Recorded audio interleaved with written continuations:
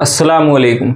मेरा नाम है मोहम्मद शादाब और आज की इस वीडियो में जो अमल लेकर हाजिर हुआ हूँ वो हुब का अमल है। सूरह इखलास से हुब का चिराग। सूरह इखलास के तावीज़ से आप किस तरह से हुब का चिराग बना सकते हैं, किस तरह से अपने महबूब को आप अपनी तरफ माइल कर सकते हैं।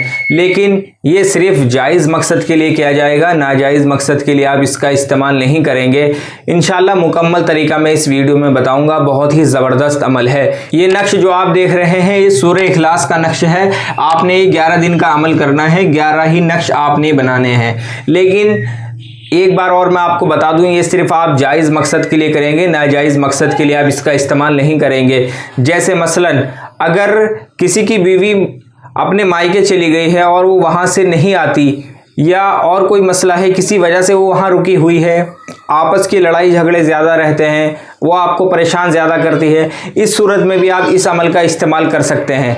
आप इस सूरत में भी इस अमल का इस्तेमाल कर सकते हैं। मसलन आपके शौहर कहीं बाहर रहते हैं या इंडिया से कहीं बाहर रहते हैं, किसी दूसरे देश में हैं, वो आपके पास नहीं आते या आपको परेशान करते हैं, या मसलन दिल्ली या मुंबई रहते हैं, आपके पास नहीं आते, इस सूरत में भी आप इस अमल का इस्तेमाल कर सकते हैं। 11 दिन का ये अमल है, बहुत ही ज़बरदस्त अमल है। आप अमल का तरीका देखें, आपने करना क्या है। ये जो आप नक्श देख रहे हैं, ये नक्श आपने आतिशी चाल से बनाना है। सूरह इखलास का ये नक्श है। आपने करना ये है, 16 खानों का आपने बॉक्स बनाना है, उसके ऊपर आपने लिखना है 786। उसके बाद इसे आतिशी चाल से भरना शुरू करना है। जो भी जलाने के नक्श होते हैं वो अक्सर आप ध्यान रखें कि उसे आतिशी चाल से भरें, ज़बरदस्त आपको फ़ायदा होगा। यहाँ से आप इसे भरना शुरू करें। 243, 244, 245, 246, 247, 248, 249, 250, 251, 252, 253, 254, 255, 256, 257, 258, ये इसी चाल से ये नक्श भरा जाएगा।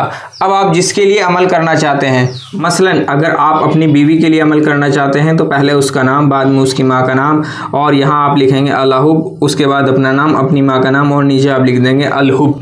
इस सूरत में आप इसका इस्तेमाल करेंगे। 11 नक्श आप ये बनाएंगे और बनाने के बाद आप इसको फलीते की शक्ल दे देंगे। जैसे आपने ये 11 नक्श बना लिए। 11 नक्श बनाने के बाद आपने एक नक्श के ऊपर 11 मरतबा सूरह इखलास पढ़कर दम करना है। जब आप ये 11 नक्श इस तरह से बना लेंगे तो एक नक्श के ऊपर, एक तावीज़ के ऊपर आपने सूरह इखलास 11 मरतबा पढ़नी है और इसके ऊपर आपने दम करना है। इसी तरह से दम करने के बाद आप इसे फलीते की शक्ल दे दें। आप इस तरह से इसे फलीते की शक्ल दे दें और इसके ऊपर हल्की हल्की सी रुई लपेट दें, हल्की हल्की सी कॉटन इसके ऊपर आप लपेट दें। उसके बाद आपने इसे चिराग में रखकर जलाना है।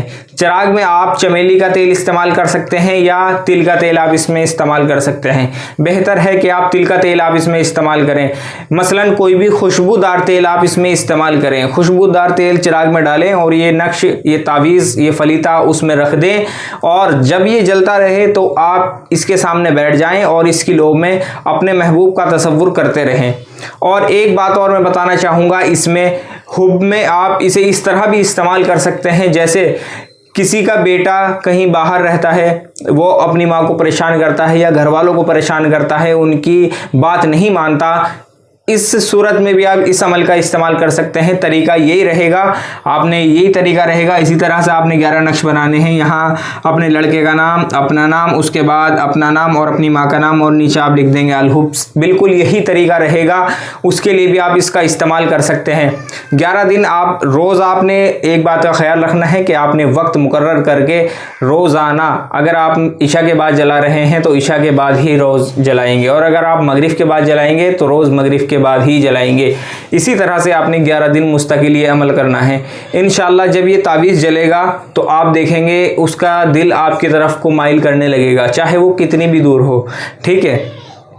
और दूसरी चीज़, जब ये जलेगा तो इसकी लो में आपने देखना है और अपने महबूब का आपने तसव्वुर करना है। इंशाल्लाह इसी तरह से आप ये अमल करें। बहुत ही ज़बरदस्त और आज़मूदा अमल है। और किसी अमल के बारे में और किसी भी मसले के बारे में अगर आप मुझसे मालूम करना चाहते हैं तो मेरे व्हाट्सअप नंबर पर मुझसे रब्ता करें या मुझे कमेंट कर दें। अस्सलामु अलैकुम।